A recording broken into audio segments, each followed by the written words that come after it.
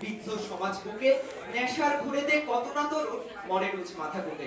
ধন্যবাদ মাননীয় মডারেটর আমাকে কিছু কথা বলার সুযোগ করে দেওয়ার জন্য। আজকের তরুণ প্রজন্ম যখন মাদকাসক্তির মতো ভয়াবহ সমস্যায় জড়িয়ে পড়ছে, তখন এই সংকটময় বাস্তবতার প্রেক্ষাপটে দাঁড়িয়ে আজকের বিতর্কের বিষয় নির্ধারণ করা হয়েছে তরুণ প্রজন্মকে মাদকাসক্তি থেকে দূরে রাখার ক্ষেত্রে পরিবারের চেয়ে বন্ধুত্বের ভূমিকায় বেশি।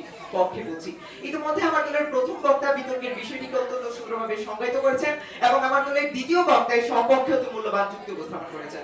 আমি এখন প্রতিপক্ষের যুক্তি খণ্ডন এবং এমন কিছু তথ্য ও বাস্তব চিত্র তুলে ধরবো যা আমাদের যুক্তির পক্ষে জোরালো প্রমাণ দেবে। শুরুতেই প্রতিপক্ষের দ্বিতীয় বক্তার দৃষ্টি আকর্ষণ করছি।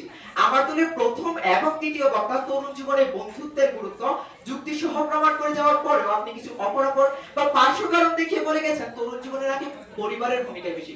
একটু লক্ষ্য করে দেখুন প্রতিপক্ষ, বর্তমানে অধিকাংশ কলেজ শিক্ষার্থী হোস্টেলে বা মেসে থেকে পড়াশোনা করছে। এমনকি বাংলাদেশের 21টি বিশ্ববিদ্যালয়ে 60%-এরও বেশি শিক্ষার্থী পরিবার থেকে দূরে অবস্থান করছে। তাহলে প্রতিপক্ষ এই পরিস্থিতিতে প্রশ্ন থেকে যায়, পরিবার কিভাবে প্রতিনিয়ত খোঁজ রাখবে যে তার নিজ সন্তানটি মাদকাসক্তি থেকে যুদ্ধছে কিনা? শুধু তাই নয় মাননীয় মডারেটর, বিশ্ব স্বাস্থ্য সংস্থার গবেষণায় উঠে এসেছে বর্তমানে প্রায় 45% মা জন্মদানের পর তার সন্তানকে দুগ্ধ পান করায়, যার ফলে সন্তান এবং মায়ের মধ্যকার আত্মিক বন্ধন সুগঠিত হয় না।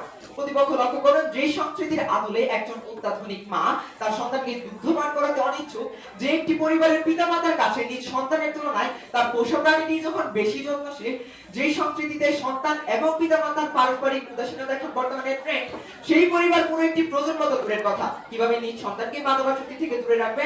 প্রশ্ন হলো প্রতিপক্ষের দলনেতার কাছে। আশা করি যুক্তি সাপেক্ষ উত্তর দেবেন। বিকবিতার পরে আমাদের চারপাশের ঘটনাগুলি প্রমাণ করে দিচ্ছে মানব জীবনে বন্ধুত্বের গুরুত্ব ঠিক কতটাখানি।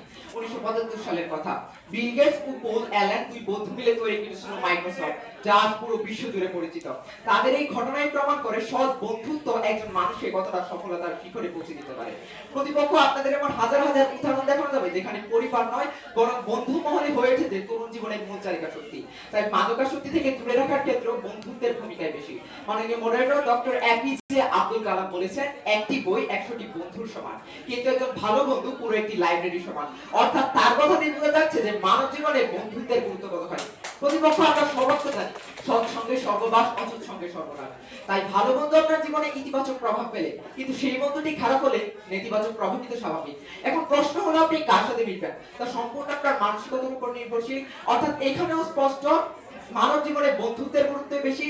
তাই তরুণ প্রজন্মকে মাদকাসক্তি থেকে দূরে রাখার ক্ষেত্রেও সঠিক বন্ধু ও সুস্থ বন্ধু সবচেয়ে বড় ভূমিকা রাখতে পারে। তাই প্রতিপক্ষ অন্ধকার রাজ্য থেকে বের হয়ে আসুন, স্বীকার করুন তরুণ প্রজন্মকে মাদকাসক্তি থেকে দূরে রাখার ক্ষেত্রে পরিবারের চেয়ে বন্ধুত্বের ভূমিকাই বেশি। ধন্যবাদ মাননীয় মডারেটর, ধন্যবাদ সবাইকে।